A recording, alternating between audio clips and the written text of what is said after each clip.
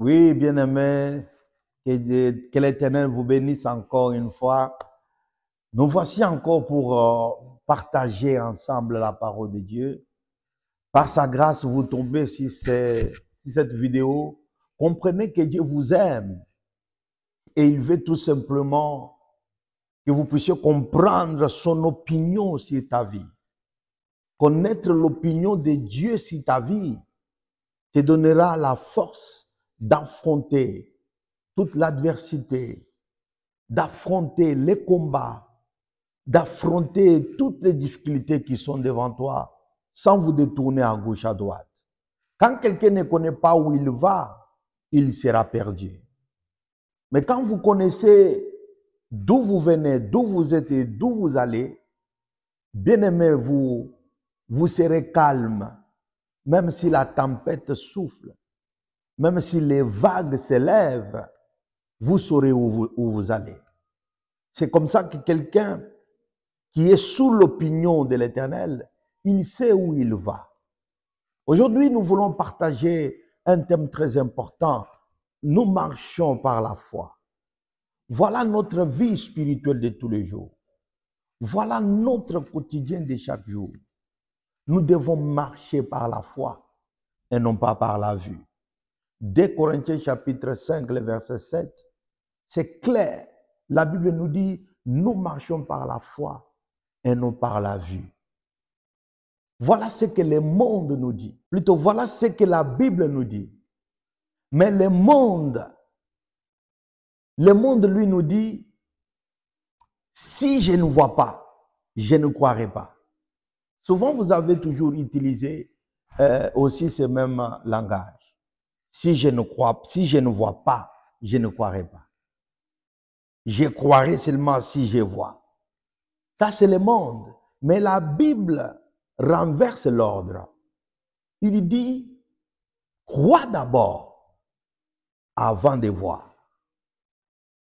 Nous, en tant que peuple de Dieu, nous, en tant que chrétiens, nous devons d'abord croire en Dieu avant de voir quoi que ce soit.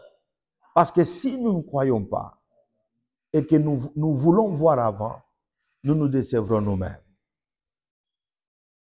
Voilà la marche que nous devons avoir tous les jours. Nous devons d'abord croire avant de voir. La foi n'est pas un bouton que nous pressons pour obtenir tout ce que nous voulons. La foi n'est pas là pour nous aider à avoir ce que nous pouvons avoir par nous-mêmes. La foi, bien-aimée, demande pour les choses qui dépassent l'essence du raisonnement humain. La foi demande les choses impossibles. Tu vois la chose impossible dans ta vie là, c'est là où il faut activer la foi. Et non pas pour les choses que tu peux obtenir ou recevoir ou faire par vous-même. Là, on ne peut pas utiliser la foi. La foi demande l'impossible. Si vous croyez l'impossible, alors vous obtiendrez l'incroyable. Nous devons marcher par la foi. La foi, c'est une force récréatrice. La foi, elle restaure. La foi, elle recrée. La foi, elle reconstruit. La foi, c'est une arme des croyants. Si vous ne croyez pas, la foi ne sera jamais activée. La foi est la clé qui active la croyance qui est dans votre cœur.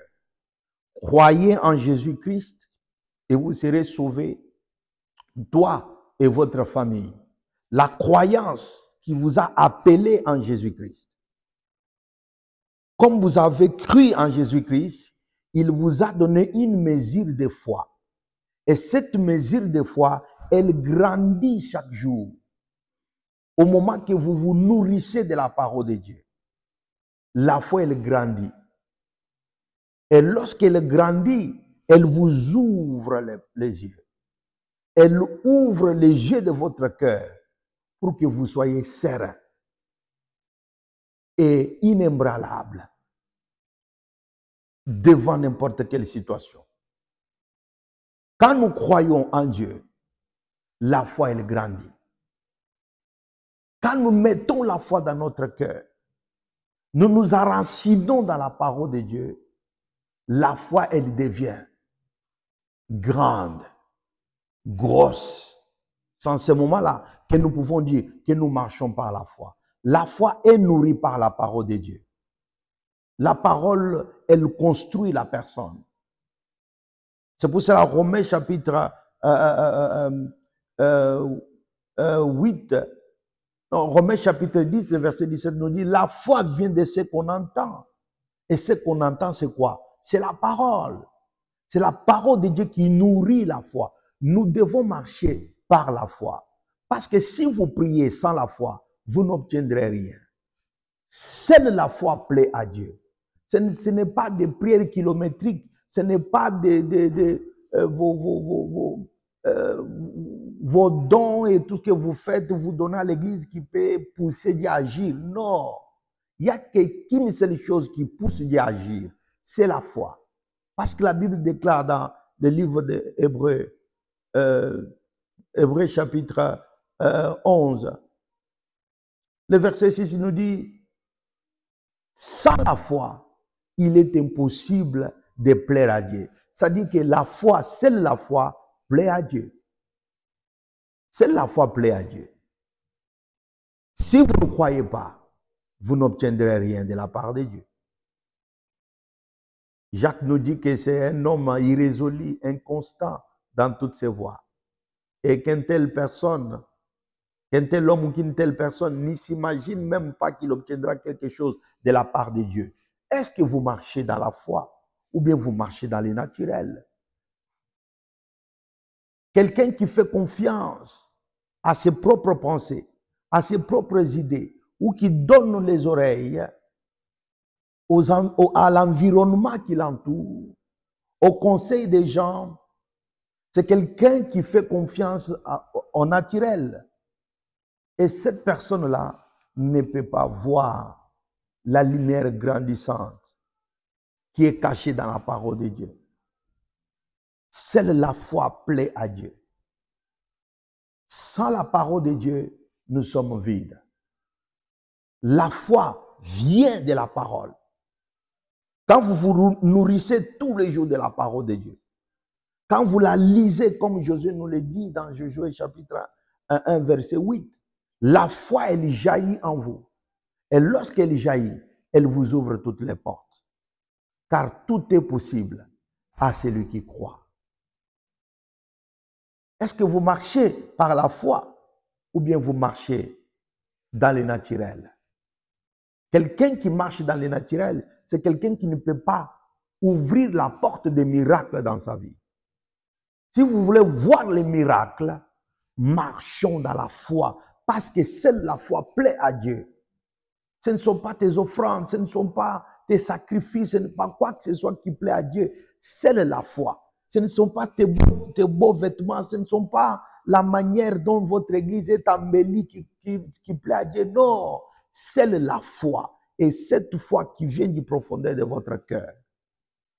Beaucoup disent qu'ils croient, mais c'est juste qu'ils croient de leurs lèvres, mais ils ne croient pas de leur cœur. La foi jaillit dans notre cœur, au travers de la parole de la grâce, au travers de la parole vivante de l'Esprit de Dieu. En ce moment-là, nous pouvons croire efficacement. Dieu demande que ta foi grandisse. Dieu demande que tu marches dans la foi, mon frère. Arrêtez de douter. Arrêtez de minimiser la parole de Dieu. Arrêtez de te dégonfler aussi vite. Arrêtez de te décourager précipitamment. Croyez que Dieu est capable de résoudre ton problème et ta situation. Car Dieu est toujours prêt. Il est prêt à agir.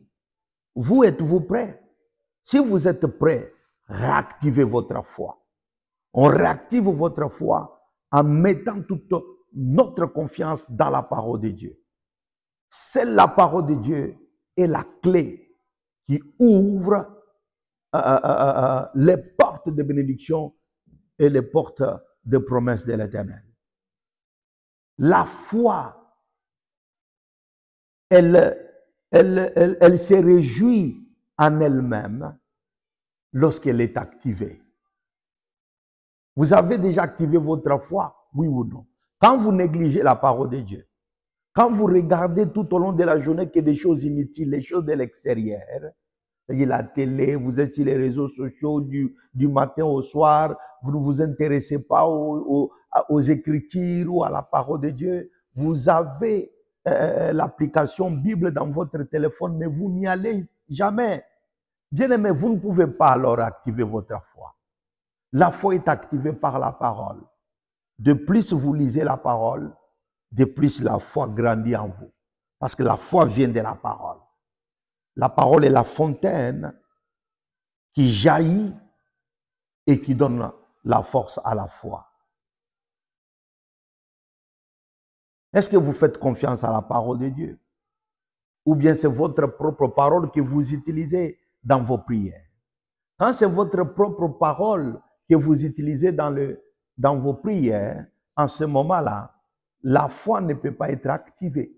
La foi est activée au moment où vous utilisez la parole de Dieu.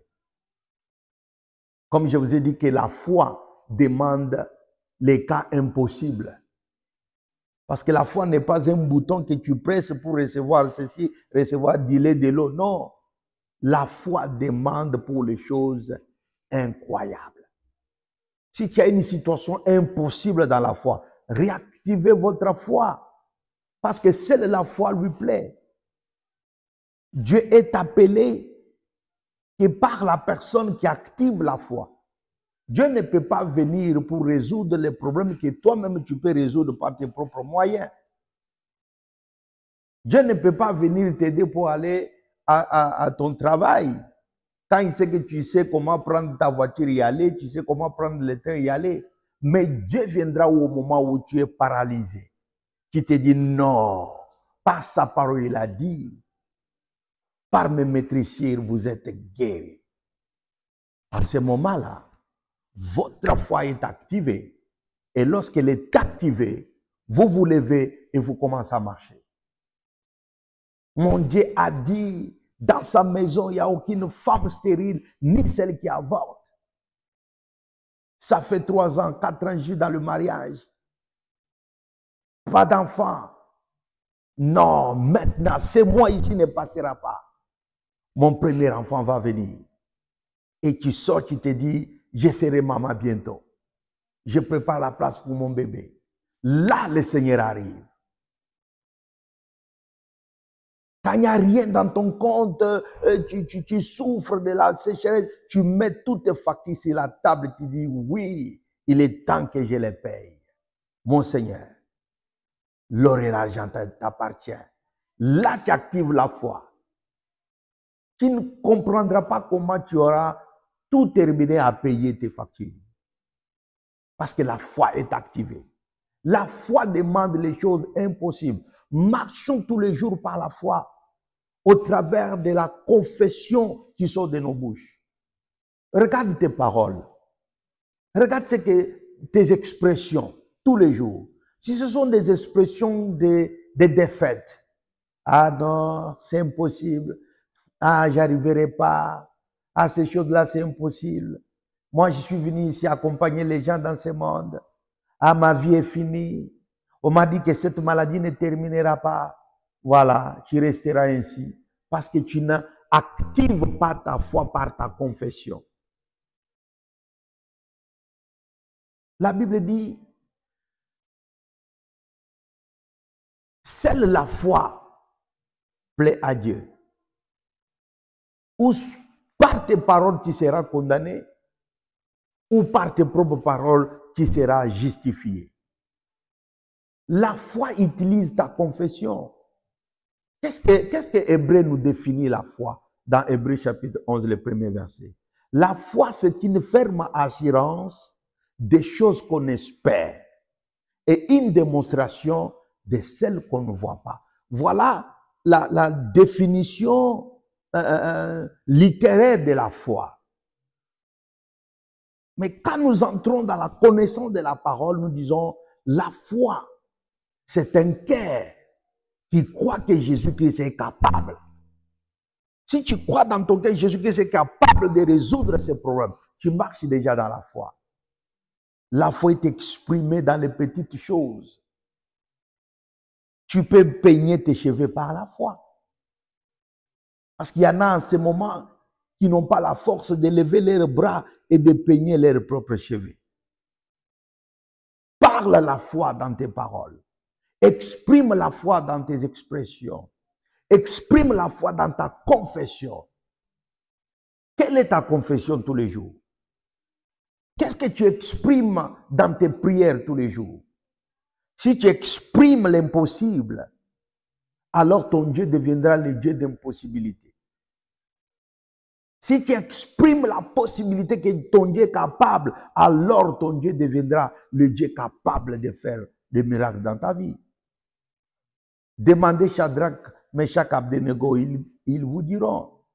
Demandez Daniel, il te dira. Malgré qu'on lui faisait descendre dans la fosse au lion. Il n'a pas dit, oh roi, pardon, hein, excusez-moi. Non. Posez la question, Shadrach, Meshach disait au roi Nabuchodonosor, disait, oh roi, nous te respectons, mais pour ces cas, nous ne nous agenouillerons jamais devant tes dieux. Et notre Dieu que nous servons, ils étaient sûrs de leur Dieu. Il est capable de nous délivrer de ta main et de nous délivrer de cette fournaise ardente. Quelle forme de fournaise vous passez en ce moment? D'autres dieux capables de vous sauver là-bas. S'il avait sauvé Shadrach, Meshach, Abednego dans la fournaise, ta fournaise à toi aussi, de la stérilité, de la pauvreté, de l'église célibat, des cauchemars, des attaques nocturnes, des maladies, notre Dieu est capable de te délivrer dedans, de te sauver. Il apparaîtra afin de te sauver, afin de te guérir. Où est votre état? Est-ce que votre cœur est activé? Est-ce que votre âme est activée? Est-ce que votre cœur, votre foi plutôt, est activée? Si votre foi est activée, alors vous marchez par la foi et non pas par la nature. Nous marchons par la foi. Avant de voir, nous croyons déjà. Et non pas comme le monde dit, qui m'ont amesso, ce qui n'a monité. Si je ne vois pas, je ne croirai pas. Ça, c'est le monde. Mais la Bible nous renverse l'ordre. Il nous dit, croyez d'abord. Jésus-Christ dit à Thomas, parce que Thomas disait, non, non, non, non, vous me mentez. Le Seigneur était là, en os et en vie. Si je ne vois pas, si je ne touche pas ces plaies, si je ne mets pas mon doigt à ce côté, je ne croirai pas. Et lorsque le Seigneur apparaît, lorsqu'il était là, il dit, oh mon Seigneur et mon Dieu. Jésus-Christ lui dit quoi? Ah, je suis ton Seigneur et ton Dieu parce que tu m'as vu. Et plutôt ceux-là qui croient avant de voir. C'est ce que Dieu te demande aujourd'hui. Croyez d'abord et vous verrez ensuite. Ne dis pas que je croirai quand j'aurai mon ventre gonflé comme ça, il y a un bébé dedans. Non. Croyez avant que le bébé soit dans votre ventre, maman. Croyez avant que vous signiez ce contrat-là, mon frère. En ce moment-là, vous serez une femme de Dieu. Vous serez un homme de Dieu. Vous aurez le caractère du ciel. Parce que la foi, c'est la monnaie du ciel. Ça dépend de combien tu as pour payer une voiture ici sur la terre. Si tu veux aussi avoir quelque chose de grand dans les cieux, il faut avoir une grosse foi. Mais si ta foi est petite, tu ne peux pas déclencher, avoir un avion du ciel, non. Ta foi, si ça correspond à avoir juste un bonbon du ciel, tu auras les bonbons du ciel. Tu n'auras pas avec ça la Jeep du ciel. C'est juste un exemple. Dieu demande que nous ayons une foi abondante, une grande foi pour obtenir tout ce dont nous avons besoin. Vous avez besoin de quoi? Si vous ne marchez pas par la foi, bien aimé, c'est inutile. Aujourd'hui, les gens crient, ils font des prières kilométriques. mais ils n'ont pas la foi dedans. Ça ne dépend pas du nombre de fois vous priez. Ça ne dépend pas de combien de temps vous prenez dans la prière, mais ça dépend de combien votre foi est grande dans cette prière-là. Ça dépend plutôt de la foi que vous mettez dans cette prière. Arrêtez de prier par imagination. Nous prions parce que nous croyons. Nous ne prions pas juste pour prier. Si nous prions pour prier, nous devons comme des fous.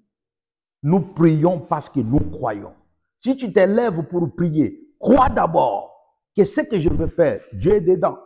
Dieu va m'écouter, il va me répondre. En ce moment-là, ta prière sera une prière efficace. Mais prier sans la foi, vous vous entendrez vous-même, mais Dieu ne vous entendra pas. En ce moment-là, vos paroles seront non seulement inutiles et rien, mais elles seront beaucoup plus destructives. Vous voyez comment c'est dangereux de prier sans la foi. Est-ce qu'avant de prier, vous croyez? Seule la foi plaît à Dieu. Ce n'est pas l'endroit dont vous priez qui compte, c'est seule ta foi, ta foi. Ce n'est pas qu'avant de prier, il faut porter une robe blanche, il faut couper les cheveux, il faut mettre une nappe sur la tête ou un qui t'emballe sur la tête. Toutes ces choses-là, nous l'avons fait dans le temps, c'était inutile. Seule la foi plaît à Dieu. Jésus-Christ qui dit, il est temps où l'Éternel cherche les vrais adorateurs, qu'ils adoreront en esprit et en vérité. En esprit, dans le Saint-Esprit, et en vérité, dans la parole et dans la prière, et dans la foi plutôt. Quel est votre état cet après-midi, ce soir, ce matin, aujourd'hui? Nous prions parce que nous croyons. Nous ne prions pas parce que c'est juste le fait de prier. Sans la prière, on ne peut jamais vaincre le diable. Et si cette prière n'est pas dans la foi, la Bible dit quoi? C'est la prière de la foi qui sauvera les malades. Ça, c'est Jacques qui nous le dit. La prière de la foi sauvera les malades. La prière de la foi donnera le bébé à ceux-là qui sont stériles. La prière de la foi donnera de l'argent à ceux-là qui sont pauvres. La prière de la foi amènera les âmes au ciel. La prière de la foi. Quel est votre état de votre foi aujourd'hui? Marchons par la foi et non par la vue. Quand la foi est activée, bien-aimé, tout devient possible. N'est-ce pas? Il est dit, tout est possible à celui qui croit. Veillons et priez. C'est ce que la Bible nous recommande, mais dans la foi. À partir de ces messages, qu'est-ce que vous en tirez, mon frère, ma soeur? L'Éternel te dit, ma fille, mon fils, seule la foi me plaît. Qu'est-ce que tu fais? Réactive ta foi. Parce que tu as déjà reçu une mesure de foi quand tu as cru en Jésus-Christ. Et ces mesures de foi grandissent chaque jour que vous croyez à la parole de Dieu et que vous la confessez et que vous l'exprimez. Et quand vous l'exprimez ainsi, la foi grandit et le miracle est activé.